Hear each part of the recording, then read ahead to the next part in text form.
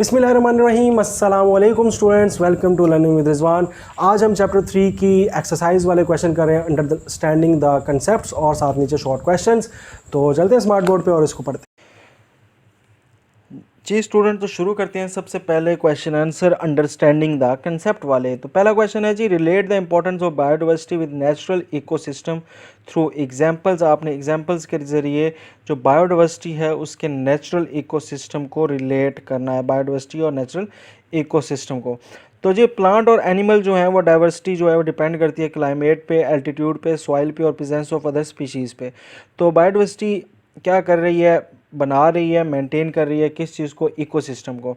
और अगर ये अपना काम सही करती रहे तो जो एटमॉस्फेयर की केमिस्ट्री है और जो इसका वाटर सप्लाई की चेन है वो भी जारी रहेगी। इसी तरह अगर बायोडाइवर्सिटी जो है वो सही चलती रहे तो रिसाइकलिंग ऑफ न्यूट्रिएंट्स और फर्टिलिटी ऑफ सॉइल जो है वो भी बरकरार रहेगी। तो इस तरह करके नेचुरल इकोसिस्टम और बायोडाइवर्सिटी आपस में रिलेट करते हैं।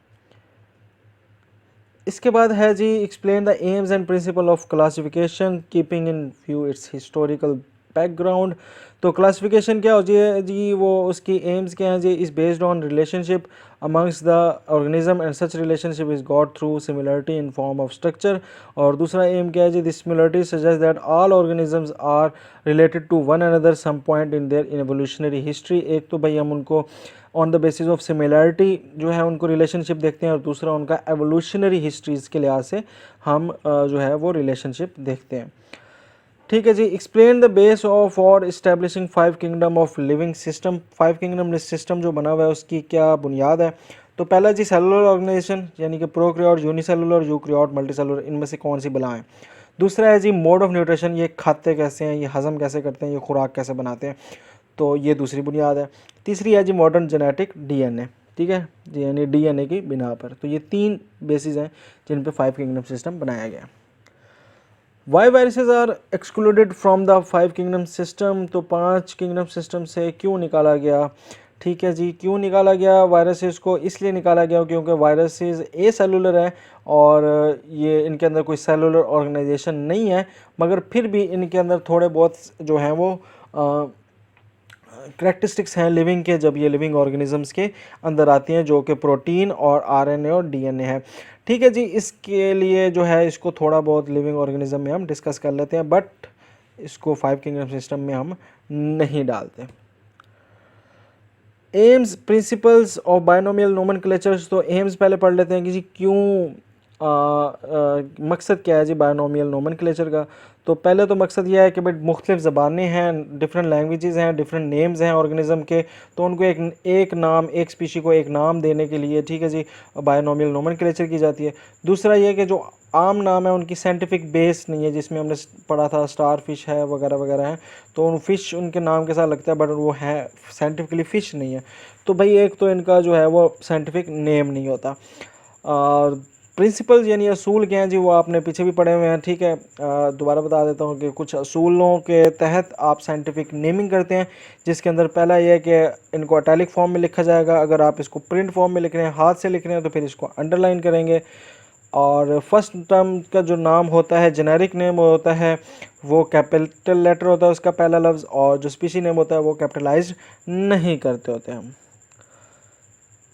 ठीक है जी, impact of human being on biodiversity, ये एक्सप्लेनेशन है, इसका मतलब लॉन्ग क्वेश्चन लिखना है। लॉन्ग क्वेश्चन आप बुक से देख के लिख सकते हैं, मैं आपको पॉइंट्स बता देता हूँ।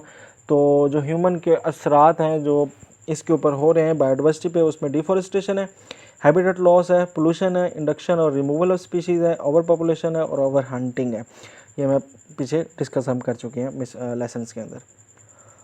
अगला सवाल है जी, identity causes of deforestation and its effect on biodiversity. सबसे पहले कॉजेज देख लेते हैं जी, डिफॉरेस्टेशन की क्या वजूहत हैं। सबसे पहले वजूहत जो है वो है अर्बन डेवलपमेंट। ठीक है, शहरी आबादी को बढ़ाने के लिए। दूसरा जी, एग्रीकल्चर के लिए और ग्रेजिंग ऑफ एनिमल्स के लिए। तीसरा है जी, फॉरेस्ट के प्रोडक्ट्स यानी लक्कड़ शक्कड़ लैंड के लिए। ठीक है जी, तो ये मुख्तलिफ जो हैं इसके कॉजेज़ हो गए। ठीक है, इसके बाद हम बात कर लेते हैं अफेक्ट्स की। तो अफेक्ट्स में इरोजन है, ठीक है, सॉइल इरोजन हो रही है।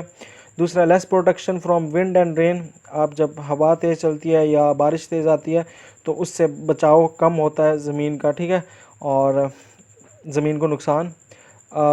अगर मतलब जंगलात कटेंगे तो फिर प्रोटेक्शन सही नहीं होगी ज़मीन की, ठीक है, किससे, हवा से और बारिश से। सिल्टेड वाटर, ये पानी जो है वो डैम्स के अंदर जो आता है उसके अंदर मिट्टी और रेत बहुत ज़्यादा होती है, ठीक है। और तीसरा जी बारिश की कमी हो जाती है डिफॉरेस्टेशन के अंदर, ये भी हम पीछे डिस्कस कर चुके हैं, आपके सामने भी पॉइंट्स लिखे हुए हैं।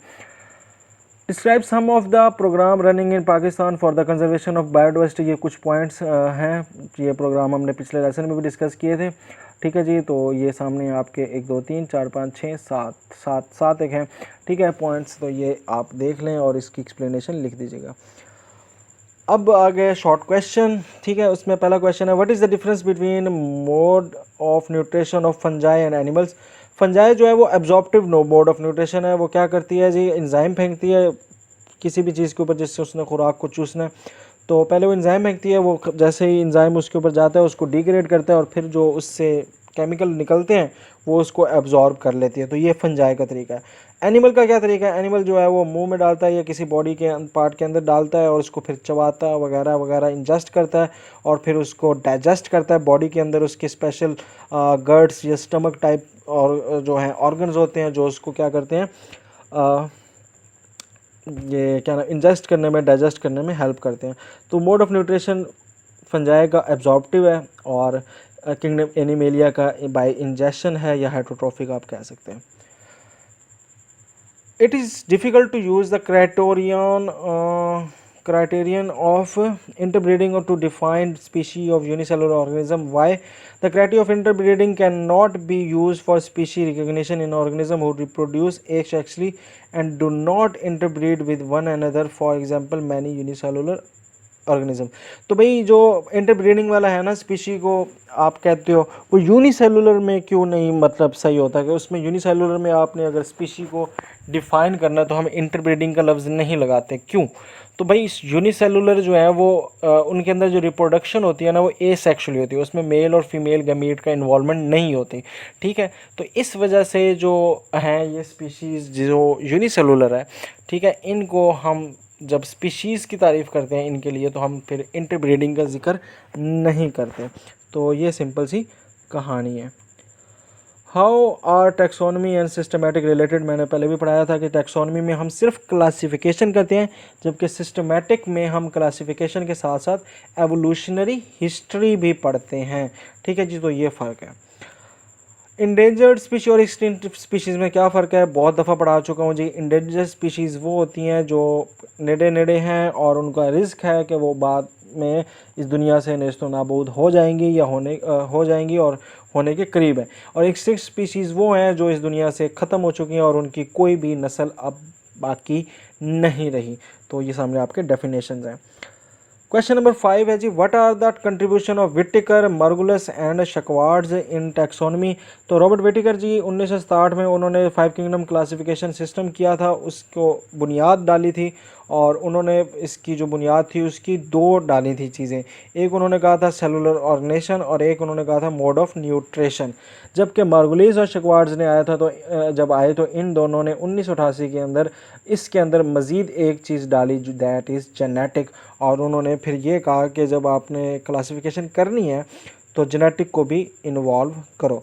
तो रॉबर्ट विटिकर के होते हुए 2 थे, सेलुलर ऑर्गेनाइजेशन और मोड ऑफ न्यूट्रिशन, जबकि मार्गुलिस और शक्वार्ड्स के आने के बाद ये जो है इसके अंदर इन्वॉल्व हो गया जेनेटिक भी। तो दैट्स इट, क्वेश्चन आंसर आपके सामने थे।